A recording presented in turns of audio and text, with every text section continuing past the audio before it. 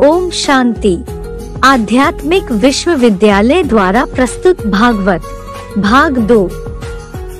पिछले एपिसोड में हमने देखा कि षड्यंत्रकारियों का पहला षड्यंत्र किस प्रकार नाकाम हुआ। अब आगे देखिए। कुमारी कोनिका को दिनांक 7 अप्रैल 1998 से नारी निकेतन में भर्ती करवाने के पश्चात भी षड्यंत्रकारी चुपचाप नहीं बैठे रहे, क्योंकि उनका मकसद तो बाबा वीरेंद्र देव दीक्षित और उनके द्वारा स्थापित आध्यात्मिक विश्वविद्यालय के अस्तित्व को जड़ से मिटाने का था। इसलिए इस बार षड्यंत्रकारियों ने अपना सीधा निशाना बाबा वीरेंद्र देव दीक्षित को ही बना लिया। जिस प्रकार शास्त्रों में भी दिखाया गया है कि भस्मासुर ने महादेव से वरदान लिया और महादेव को ही भस्म करने के लिए उनके पीछे पड़ गया, ऐसे ही इतिहास में भी देखा जाए तो कितने क्रूर राजाएं हुए जिन्होंने सत्ता की लालच में अपने ही पिता को मारना चाहा। जैसे औरंगजेब ने अपनी महत्वाकांक्षाओं की पूर्ति के लिए अपने पिता को ही जेल में डाल दिया। ठीक उसी प्रकार यह विरोधी दल कोई और नहीं, बाबा वीरेंद्र देव दीक्षित के ही शिष्य थे। बाबा से ईश्वरीय ज्ञान लेकर उन्हें अपना अलौकिक पिता मानते थे।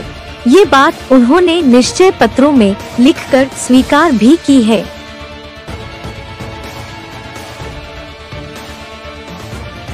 लेकिन कुछ समय के पश्चात वे स्वयं ही भगवान बनकर बैठना चाहते थे। जब उनकी यह मंशा पूरी न हो पाई, तब विरोधी दल बाबा को ही अपने रास्ते से हटाने की साजिश करने लगे।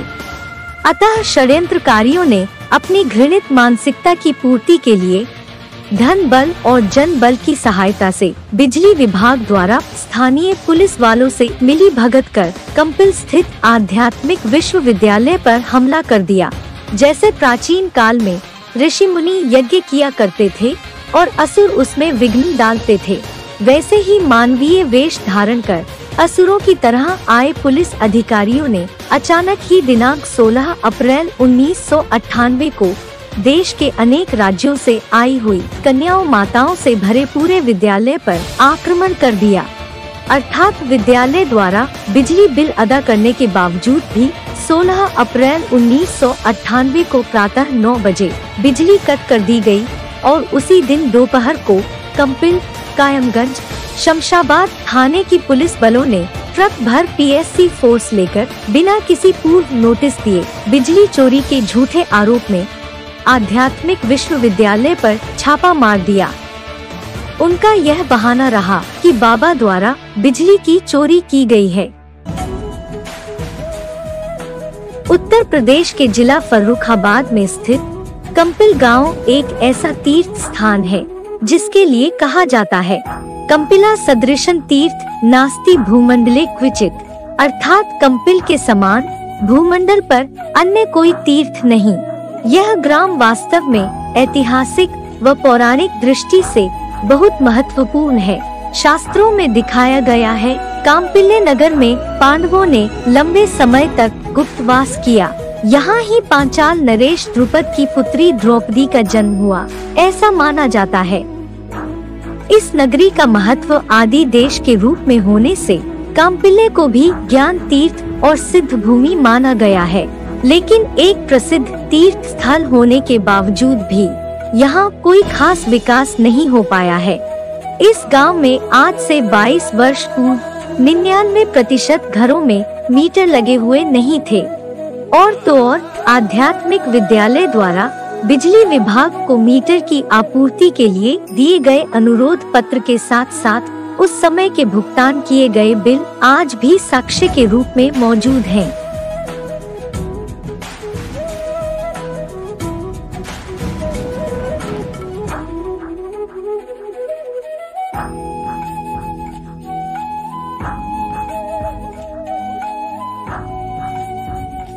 इसके बावजूद भी नोटों से बिकी सरकारी पुलिस अफसरों ने बाबा वीरेंद्र देव दीक्षित जी को गिरफ्तार करने की योजना को अंजाम देने में कोई कसर नहीं छोड़ी।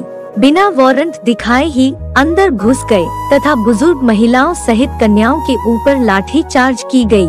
और बाबा वीरेंद्र देव दीक्षित, जो कि एक कुलीन ब्राह्मण परिवार से हैं। वे बचपन से ही सत्यवादी, धर्मपरायण, मानवतावादी रहे हैं। वो कंपिल गांव में ही पले बड़े हुए, पढ़ाई लिखाई किए और वहीं शिक्षक भी रहे। इसलिए आज भी उन्हें कंपिल गांव में पंडित जी के नाम से पुकारा जाता है। आज बाबा वेद शास्त्रों के प्रकांड पंडित, विद्वान होने के साथ ही साथ विश्व को आध्यात्मिक ज्ञान का प्रकाश देने में एक उच्चतम शिखर पर पहुँचे हुए चोटी के ब्राह्मण भी हैं।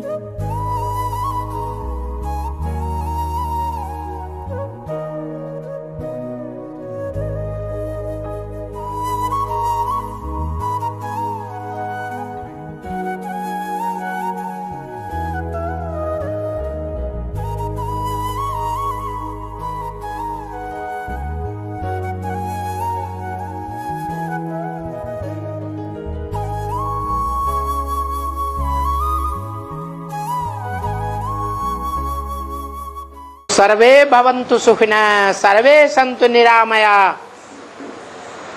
ये जो हम बोलते हैं, ये सत्य सनातन धर्म का उद्घोषण है कि कोई दुखी न हो, सब सुखी हो जाए। और बाबा हमको क्या सिखाते हैं? भले कोई कैसी भी आत्मा है, क्या दुखदाई है, सुखदाई है, हमको पर्सनली दुख देने वाली है, निंदा करने वाली है, तो भी उसके प्रति शुभ भावना रखनी है कि अशुभ भावना रखनी है। क्योंकि बाबा का महामंत्र है, दुख देंगे तो दुखी होके मरेंगे, सुख देंगे तो सुखी होके मरेंगे, अंत मते सुगते पाएंगे। दूसरों के प्रति सहानुभूति रखेंगे तो जन्म जन्मांतर तुमको सहानुभूति मिलेगी। दूसरों के प्रति कल्याण की भावना रखेंगे संगम में, तो जन्म जन्मांतर तुमको दूसरों से कल्याण की भावना मिलेगी। जो कुछ दूसरों को देंगे वही तुमको जन्म जन्मांतर प्राप्ति होती रहेगी। इसलिए दूसरे क्या करते हैं ये नहीं देखना, पर चिंतन नहीं करना है। क्या करना है? स्वचिंतन, अपनी ही आत्मा का चिंतन करना है। सन 1998 में बाबा की आयु 58 वर्ष थी। फिर भी उनके साथ पुलिस कर्मियों ने इतनी बेरहमी से व्यवहार किया कि कोई भी व्यक्ति अगर पत्थर दिल का ना बना हो तो इस दृश्य को देखकर बिना आंसू बहाए नहीं रह सकता। निर्दोष बाबा को आतताइयों की भांति घर से बाहर खींच खींच कर लेकर गए। इतना ही नहीं, जब पुलिस वालों ने बाबा को सड़क किनारे वाले नाले में निर्दयता पूर्वक घसीटा, तब बाबा का पैर नाले में गिर गया, बाबा का पजामा भी निकल गया। फिर भी ऐसी ही अवस्था में बाबा को घसीटते रहे और खींचकर जीप में डाल दिए। वयोवृद्ध बाबा की इतनी बेइज्जती कर उन्हें साथ लेकर गए। पशुओं के साथ भी इतनी बेरहमी से व्यवहार नहीं किया जाता होगा, परंतु अंग्रेजों के बनाए गए कानून के गुलाम मनुष्य पशुओं से बदतर व्यवहार करते हैं और आत्मरक्षा करने वाले को एक अपराध बताकर कानून की कार्यवाही में बाधा डालना मानते हैं। इस कार्यवाही के तहत उन्होंने विद्यालय के कुछ निर्दोष भाइयों को भी मारपीट करके गिरफ्तार कर लिया।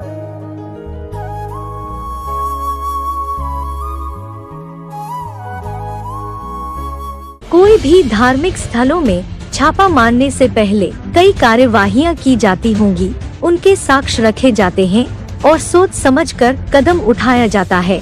लेकिन यहाँ तो इन सब हथकंडों के पीछे गौर करने वाली बात ये नजर आई कि बिजली चोरी जैसे आरोप में बिना कोई समय की अवधि दिए, बिना कोई जुर्माना बताए, अचानक ही वो भी एक व्यक्ति को गिरफ्तार करने के लिए ट्रक भरकर पुलिस फोर्स विद्यालय में पहुंच जाती है। मानो जैसे कि कोई खतरनाक क्रिमिनल डाकू को पकड़ने आ रहे हो।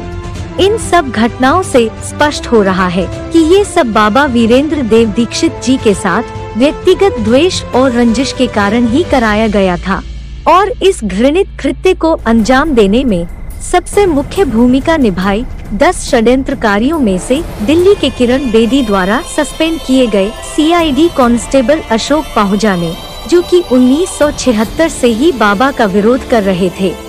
उन्होंने कई बार बाबा पर बाहुबल भी चलाया था।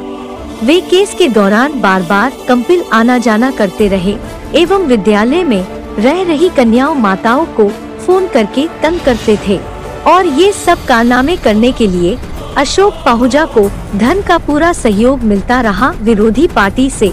लेकिन अप्रत्यक्ष रूप से इन 10 सिरों के ऊपर भी एक मुखिया संगठन है जो गद्दी नशीन देहधारी धर्म गुरु बनकर माउंट आबू के पहाड़ियों पर बैठे हैं और वे गद्दी नशीन अपने उन समर्थकों को मोहरा बनाकर लगातार सन 1976 से ही आध्यात्मिक विद्यालय की सच्चाई को दबाने के लिए अपनी धन बल और जन बल की शक्ति से सरकारी अफसरों, तांत्रिकों और मीडिया वालों को करोड़ों रुपए दे रहे हैं, क्योंकि गद्दी नशीन धर्म गुरु अपना अल्पकालीन मान मर्तबा दुनिया के सामने बनाए रखना चाहते हैं।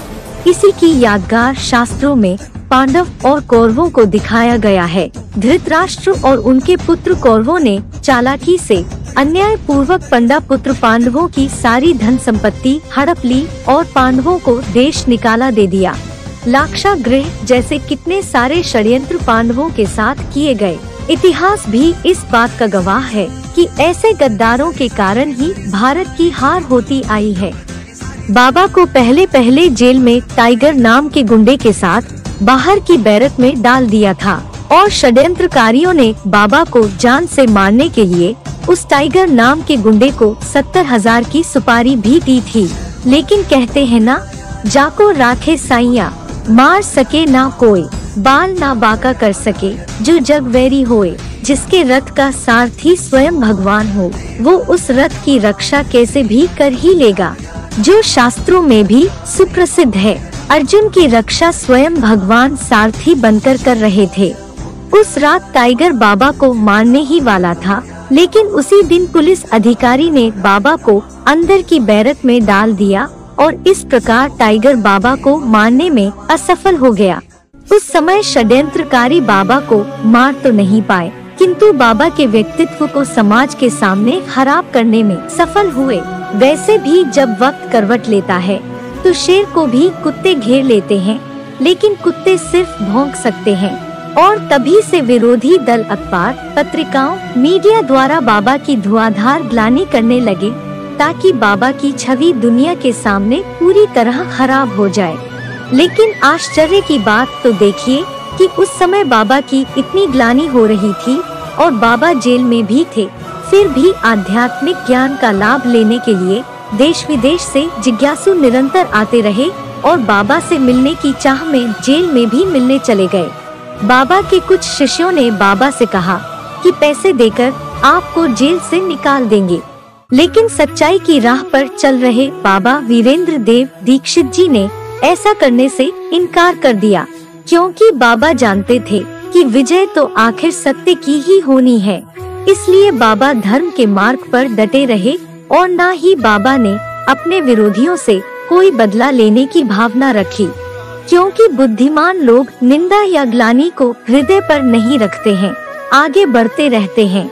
गीता में भी कहा है, जो सुख दुख, लाभ हानि, हार जीत में उत्तेजित नहीं होते, समान रहते हैं, यही सिद्ध पुरुष की स्थिर बुद्धि की निशानी है। ठीक उसी प्रकार बाबा वीरेंद्र देव दीक्षित जी आगे बढ़ते रहे। बाबा का इतना अपमान और ग्लानि की गई, परंतु उसका प्रभाव बाबा पर कभी भी नहीं पड़ा।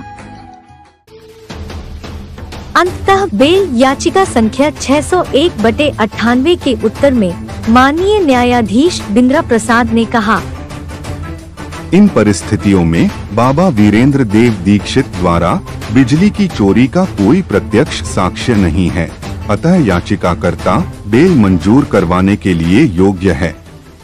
लेकिन विरोधी दल जानते थे कि कि सिर्फ बिजली चोरी केस से काम नहीं बन सकेगा।